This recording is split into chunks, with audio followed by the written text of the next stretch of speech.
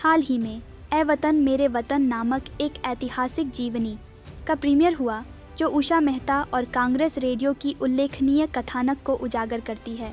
उषा मेहता के चित्रण के माध्यम से यह फिल्म 1942 में भारत छोड़ो आंदोलन के दौरान कांग्रेस रेडियो के गुप्त संचालन पर प्रकाश डालती है। आइए जानते हैं उषा मेहता के बारे में।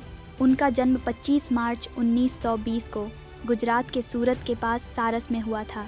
5 साल की उम्र में अहमदाबाद में आश्रम की यात्रा के दौरान उनकी पहली मुलाकात महात्मा गांधी से हुई। उषा जी ने छोटी उम्र से ही ब्रिटिश राज के खिलाफ विरोध प्रदर्शनों में भाग लिया तथा उन्होंने साइमन वापस जाओ के नारे भी लगाए। उनका परिवार 1932 में बम्बई चला गया, जिससे उन्हें स्वतंत्रता आंदोलन में गहरी भागीदारी का मौका मिला। उनकी शिक्षा और गांधीवादी जीवन शैली को देखें तो उषा ने चंदाराम जी हाई स्कूल में पढ़ाई की और बाद में 1939 में विल्सन कॉलेज, बॉम्बे से दर्शन शास्त्र में डिग्री के साथ स्नातक की उपाधि प्राप्त की। उन्होंने गांधी से प्रेरित होकर ब्रह्मचर्य और संयमित जीवन शैली अपनाई, केवल खादी कपड़े पहने और विलासिता को त्याग दिया।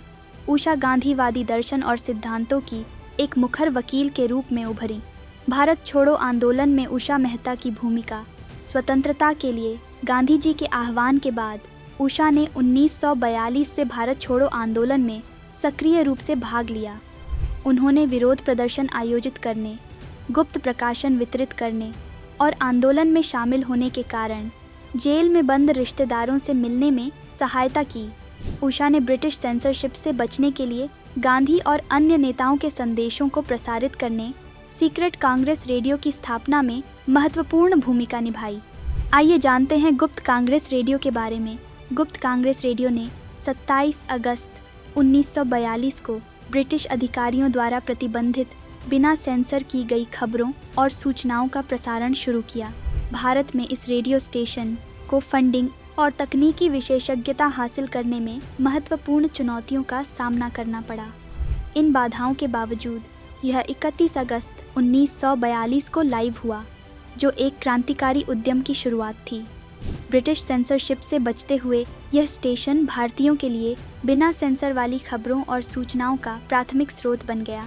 इसने चटगांव बम हमले और जमशेदपुर हमले जैसी महत्वपूर्ण घटनाओं का प्रसारण किया और राजनीतिक भाषणों के माध्यम से समाज के विभिन्न वर्गों को संबोधित किया। रेडियो प्रसारण भारत छोड़ो आंदोलन की भावना से गूंजते थे, जिससे लोगों में एकता और दृढ़ संकल्प की प्रेरणा मिलती थी। अपने प्रसारण में उषा मेहता ने साहसपूर्वक घोषणा करते हुए कहा कि कांग्रेस रेडियो मनोरंजन के लिए या प्रचार के लिए नहीं है, बल्कि स्वतंत्रता की लड़ाई में भारतीय लोगों को कुछ निर्देश देने के लिए चलता है। क्या आप जानते हैं कांग्रेस रेडियो का अंत कैसे हुआ? दरअसल ट्रांसमिशन स्थानों को बदलकर पता लगाने से बचने के प्रयासों के बावजूद अधिकारियों ने अंततः टीम को पकड़ लिया। नरीमन प्रिंटर के खुलासे के बाद स्टेशन का भंडाफोड़ होने से पहले 12 नवंबर 1942 को अंतिम प्रसारण हुआ। छापे के दौरान भी वंदे मातरम बजाना बंद करने से इनकार करना उषा मेहता की अटूट प्रतिबद्धता का प्रतीक है। हालांकि उषा और उनके सहयोगियों को अंततः 12 नवंबर 1942 को ब्रिटिश अधिकारियों द्वारा गिरफ्तार कर लिया गया। उषा मेहता ने 6 महीने की पूछताछ और एकांत कारावास को सहन किया, लेकिन आंदोलन में धोखा देने से इनकार करते हुए दृढ़ रहीं। उन्हें 4 साल की कैद की सज़ा सुनाई गई और पुणे की यरवदा जेल में बंद कर दिया गया।